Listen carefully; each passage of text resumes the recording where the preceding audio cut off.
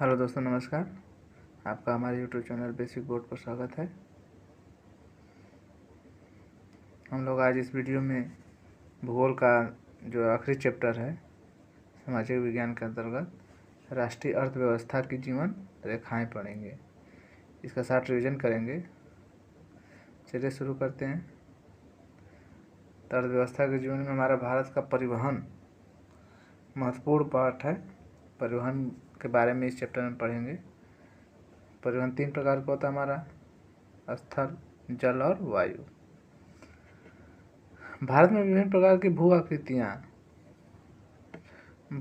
के कारण यहाँ अनेक प्रकार का परिवहन संसाधन, सड़क परिवहन, रेलवे, पाइपलाइन, जलवायु मार्ग आदि हैं। सड़क परिवहन कितना है भाई? भारत में सड़कों का जाल लगभग 56 लाख किलोमीटर से अधिक क्षेत्र में फैला है, जिनमें एक्सप्रेसवे, राष्ट्रीय राजमार्ग और राज्य मार्ग, माध्यमिक या क्षेत्रीय सड़कें और अन्य शहरी व ग्रामीण सड़कें शामिल हैं। सड़क परिवहन की महत्व। भारत में सड़क परिवहन का बढ़ता महत्व निम्न कारणों से है। पहला, रेलवे लाइन की अपेक्षा सड़कों का निर्माण लागत बहुत कम होती है। सड़क परिवहन अन्य परिवहन साधनों के उपयोग से एक कड़ी के रूप में भी कार्य करता है, जैसे सड़कें रेलवे स्टेशन वायु और समुद्री पत्तनों को जोड़ती हैं। क्षमता के आधार पर सड़कों का वर्गीकरण। भारत में सड़कों की क्षमता के आधार पर 6 वर्गों में वर्गीकृत किया गया है। पहला, स्वर्णिम चतुर्भुज महाराजमार्ग। यह राजमार्ग परियोजना भारत के राष्ट्रीय राजमार्ग प्राधिकरण के अधिकार क्षेत्र में है। भारत सरकार ने दिल्ली, कोलकाता, चेन्नई और मुंबई को जोड़ने वाली 6 लाइन वाली महाराजमार्गों की योजना प्रारंभ की थी। अभी काम चल रहा है उस पर। राष्ट्रीय राजमार्ग, यह देश का प्राथमिक सड़क यंत्र है। इसके निर्माण, प्रबंधन और रखरखाव की जिम्मेदारी केंद्रीय लोक निर्माण विभाग द्वारा निभाई जाती है। राष्ट्रीय राजमार्ग से जुड़े कुछ महत्वपूर्ण तथ्य इस प्रकार हैं। शेरशाह द्वारा बनाया गया प्रसिद्ध ग्रैंड ट्रंक रोड पेशावर से कोलकाता भारत में NH1 और NH2 का सम्मिलित रूप है।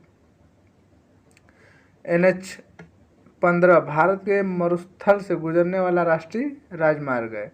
NH31 उत्तर पूर्वी भारतीय राज्यों को शेष भारत से जोड़ता है। वाराणसी से कन्याकुमारी राजमार्ग NH7 को ग्रेट डक्कर रोड भी कहते हैं। देश का सबसे लंबा राष्ट्रीय राजमार्ग NH44 है।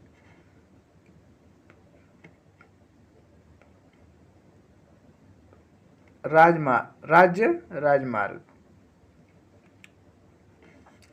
राज्यों की राजधानी को जिला मुख्यालयों से जोड़ने वाली सड़कें राज्य राजमार्ग कहलाती हैं। इन सड़कों के निर्माण एवं रखरखाव की जिम्मेदारी सरकार के अधीन राज्य के सार्वजनिक निर्माण विभाग की होती है। जिला सड़क, ये सड़कें जिले के विभिन्न प्रशासनिक केंद्रों को जिला मुख्यालय से जोड़ती हैं। इन सड़कों की व्यवस्था का उत्तरदायित्व जिला परिषद की होती है। पदार्थों के आधार पर सड़कों का वर्गीकरण। पदार्थों के आधार पर सड़कें 2 प्रकार की होती हैं। पहला है पक्की सड़कें, दूसरा है कच्ची सड़कें। पक्की सड़कें यह 12 मासीय तथा सभी मौसम के लिए उपयुक्त हैं। कच्ची सड़कों का उपयोग सूखे मौसम में किया जाता है। सड़क घनत्व,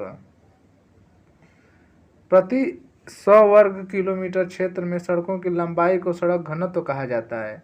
31 मार्च 2011 के अनुसार सड़कों का औसत राष्ट्रीय घनत्व 142.68 किलोमीटर प्रति 100 वर्ग किलोमीटर था। सड़क परिवहन के समस्याएं क्या क्या आ जाती हैं भाई सड़क परिवहन में? आधे से अधिक सड़कों का कच्ची सड़कों के रूप में होना, शहरी क्षेत्र की सड़कों का अत्यंत तंग व सकरा होना, ये समस्याएं हैं। सड़क से संबंधित समस्याओं के सुधार के उपाय क्या कर सकते हैं हम? पहला है कि देश में पहले से उपलब्ध सड़कें जो जर्जर अवस्था में उनकी मरम्मत की ओर ध्यान देना चाहिए। सड़कों पर गैर कानूनी अतिक्रमण को हटाया जाना चाहिए जिससे कि उनको चौड़ा किया जा सके। 2 अलग अलग राज्यों को जोड़ने वाली सड़कों के निर्माण एवं रखरखाव के लिए राज्यों के बीच आपसी सहयोग को बढ़ावा देने के लिए केंद्रीय नीति का निर्माण करना चाहिए। अब हमारा आता है रेल परिवहन, जो कि बहुत ही आवश्यक है। रेल परिवहन अनेक कार्यों में सहायक है, जैसे व्यापार, तीर्थ यात्राएं, लंबी दूरी तक सामान का परिवहन। भारतीय रेल परिवहन का मार्गीय लंबाई 68,442 किलोमीटर है, जिस पर 7,133 स्टेशन हैं। भारतीय रेल परिवहन की 3 गेज बड़ी लाइन, मीटर लाइन और छोटी लाइन हैं। भारतीय रेल परिवहन देश का सर्वाधिक बड़ा सार्वजनिक क्षेत्र का प्राधिकरण है। देश की पहली रेलगाड़ी 1853 ईस्वी में मुंबई और ठाणे के बीच चलाई गई थी, जो 34 किलोमीटर की दूरी तय करती थी। भारत में रेल यातायात का महत्व, बहुत महत्व भाई। क्या है? पहला, रेल परिवहन द्वारा प्रौद्योगिकी विकास को गति मिलती है। रेलों ने निर्माण को बढ़ावा दिया है, निर्यात को बढ़ावा दिया है। रेल सस्ती दरों पर तैयार माल को बड़ी मात्रा में बंदरगाहों तक पहुंचाती है। कृषि उत्पादन में वृद्धि के लिए आवश्यक उर्वरक, उत्तम बीज, आवश्यक यंत्र आदि रेल के द्वारा ही पहुंचाए जाते हैं। अकाल व बाढ़ या किसी आपदा के समय राहत सामग्री को तत्काल रेलों द्वारा ही पहुंचाया जा सकता है। भारतीय रेलवे के लिए चुनौतियाँ, बहुत से यात्री बिना टिकट को यात्रा करते हैं। रेल संपत्ति की हानि तथा चोरी जैसी समस्याएं भी पूर्णतः समाप्त नहीं हुई हैं। पाइपलाइन, पाइपलाइन परिवहन के महत्व निम्न प्रकार हैं। ठोस पदार्थों को तरल अवस्था में परिवर्तित कर पाइपलाइनों के माध्यम से गंतव्य स्थान तक पहुंचाया जा सकता है। पाइपलाइन बिछाने की प्रारंभिक लागत अधिक होती है, लेकिन इसको चलाने की लागत न्यूनतम होती है। इसमें सामानों के परिवहन में देरी तथा हानियां नहीं के बराबर हैं। प्रमुख पाइपलाइन नेटवर्क इस प्रकार हैं।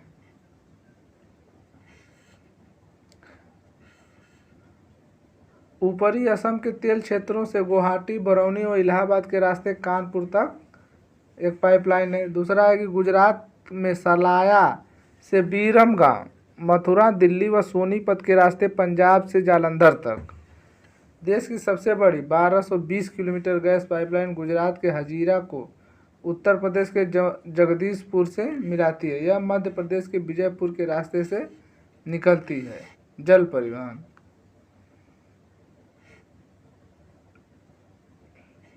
जल परिवहन परिवहन का सबसे सस्ता साधन है। यह परिवहन साधनों में ऊर्जा तथा पर्यावरण के अनुकूल है। जल परिवहन का महत्व क्या क्या भाई? जल परिवहन के लिए सस्ती जल शक्ति अथवा भाप द्वारा चालित शक्ति की आवश्यकता होती है। जलयान की सामान लाने व ले जाने की क्षमता अधिक होती है। पृथ्वी पर उपस्थित ऐसे क्षेत्र जो दुर्गम पहाड़ी क्षेत्रों व घने वनों से घिरे होते हैं, उन क्षेत्रों में नदियों की उपस्थिति के कारण परिवहन के समस्त कार्य जलयानों के माध्यम से संपन्न कराए जाते हैं। सुरक्षा की दृष्टि से जल परिवहन वायु परिवहन, रेल परिवहन या सड़क परिवहन की अपेक्षा कम जोखिमपूर्ण साधन है। जल परिवहन अंतर्राष्ट्रीय व्यापार का सर्वाधिक महत्वपूर्ण साधन है। भारत का तटीय विस्तार 7,517 किलोमीटर लंबा समुद्री तट है। जल परिवहन के लिए उपयुक्त है। सड़क, रेल, वायु यातायात की तुलना में जल यातायात के साधनों में कम पूंजी की आवश्यकता पड़ती है। आंतरिक जल परिवहन, भारत के अंतःस्थलीय नौ संचालन जलमार्ग 14,500 किलोमीटर लंबा है। यह परिवहन नदियों, नहरों और झीलों के द्वारा होता है। आंतरिक जल परिवहन को भारत सरकार द्वारा राष्ट्रीय राजमार्ग घोषित कर निम्न श्रेणियों में बांटा गया है। जल मार्ग संख्या 1, यह हल्दिया से प्रयागराज के मध्य 1620 किलोमीटर लंबा गंगा जलमार्ग है। यह सबसे लंबा जलमार्ग है। जलमार्ग संख्या 2, यह सदिया व धुबरी के मध्य 891 किलोमीटर लंबा ब्रह्मपुत्र नदी पर जलमार्ग है। जलमार्ग संख्या 3, केरल के पश्चिमी तटीय नहर, जिसकी लंबाई 205 किलोमीटर तक है। जलमार्ग संख्या 4, यह काकीनाडा और पुडुचेरी नहर स्टेज के साथ साथ गोदावरी और कृष्णा नदी की विशेष विस्तार है, जिसकी लंबाई 1078 किलोमीटर है। समुद्री परिवहन, समुद्री पत्तन, भारतीय तटों पर स्थित प्रमुख पत्तनों द्वारा देश का 95% विदेशी व्यापार संचालित होता है। देश की मुख्य भूमि की 7,516.6 किलोमीटर लंबी तटरेखा पर 12 बड़े और 200 मध्यम और छोटे बंदरगाह स्थित हैं।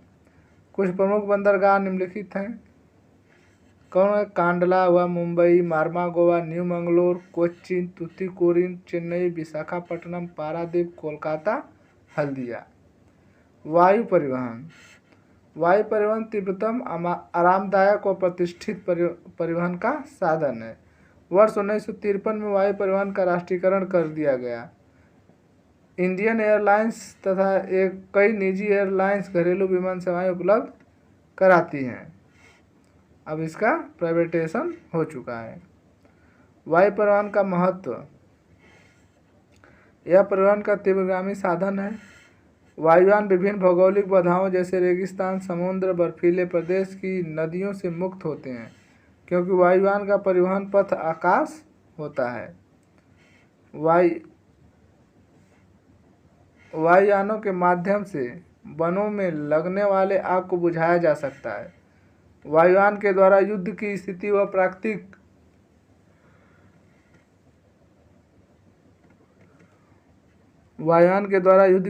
प्राकृतिक विपदा में तत्काल राहत पहुंचाई जा सकती है। संचार सेवाएं। संचार सूचना व आदान प्रदान करने का एक कार्य है। निजी संचार। यह दो लोगों के बीच संदेश हस्ताक्षर या प्रेषण की प्रक्रिया है। मोबाइल फोन व डाक पत्र व्यक्तिगत संचार के उदाहरण है। डाक संचार। भारत में डाक संचार तंत्र विश्व का बृहत्तम तंत्र है। भारतीय डाक नेटवर्क संचार और सूचना प्रौद्योगिकी के अंतर्गत पोस्ट विभाग द्वारा संभाला जाता है। डाक संचार के प्रथम श्रेणी व द्वितीय श्रेणी में बांटा जाता है। प्रथम श्रेणी कार्ड व लिफाफा बंद चिट्ठी प्रथम श्रेणी की डाक समझी जाती है। द्वितीय श्रेणी रजिस्टर्ड पैकेट, किताबें, अखबार या मैगजीन द्वितीय श्रेणी की डाक में आते हैं। जनसंचार। यह मनोरंजन प्रदान करता है और विभिन्न राष्ट्रीय कार्यक्रमों और नीतियों के बारे में लोगों की बीच जागरूकता पैदा करता है। जनसंचार में रेडियो, टेलीविज़न, समाचार पत्र, इंटरनेट, पत्रिकाएं, किताबें और फिल्म शामिल हैं। संचार साधनों के महत्व। संचार साधनों का महत्व है, ये देशवासियों का मनोरंजन करने के साथ साथ उन्हें शिक्षाप्रद जानकारियाँ उपलब्ध कराते हैं, जिससे उनका बौद्धिक विकास होता है। इन माध्यमों द्वारा मौसम संबंधी जानकारी प्राप्त किया जा सकता है। संचार के साधन वैज्ञानिक तकनीकी विकास में ज्ञान के प्रसार में सहायक होते हैं। उपग्रह भी संचार के साधन है। इनके माध्यम से मौसम की भविष्यवाणी, प्राकृतिक आपदाओं की भविष्यवाणी की जाती है। अगला हमारा टॉपिक है अंतर्राष्ट्रीय व्यापार। राज्यों और देशों के व्यक्तियों के बीच वस्तुओं का आदान प्रदान व्यापार कहलाता है। दो देशों के मध्य वस्तुओं का आदान प्रदान अंतर्राष्ट्रीय व्यापार कहलाता है। आयात तथा निर्यात व्यापार के दो प्रमुख घटक हैं। वर्ष 1991 में उदारीकरण की शुरुआत के बाद अंतर्राष्ट्रीय व्यापार में बदलाव आया है। भारत में मैंगनीज, चाय, चमड़े का सामान, कहवा, अनाज इत्यादि का निर्यात किया जाता है, जबकि पेट्रोलियम का आयात किया जाता है। संतुलित व्यापार। संतुलित व्यापार क्या है? आयात और निर्यात का अंतर ही देश के व्यापार संतुलन को निर्धारित करता है। निर्यात मूल्य आयात मूल्य से अधिक हो तो उसे अनुकूल व्यापार संतुलन कहा जाता है। यदि निर्यात मूल्य की अपेक्षा आयात मूल्य अधिक हो तो उसे असंतुलित व्यापार कहा जाता है। पर्यटन एक व्यापार के रूप में। पर्यटन के बारे में देखते हैं। पिछले 3 दशकों में भारत में पर्यटन उद्योग में महत्वपूर्ण वृद्धि हुई है। 150 लाख से अधिक व्यक्ति पर्यटन उद्योग में प्रत्यक्ष रूप से संलग्न हैं। यह राष्ट्रीय एकता को बढ़ावा देता है तथा साथ ही स्थानीय हस्तकला में उद्यमों को भी प्रश्रय देता है।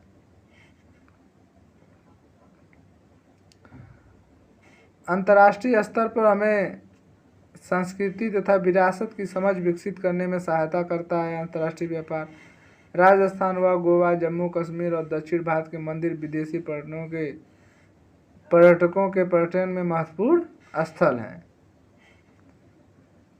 चलिए, इस प्रकार हम लोग इस चैप्टर का शॉर्ट रिवीजन कर लिए। अगले वीडियो में इसका हम क्वेश्चन आंसर देखेंगे।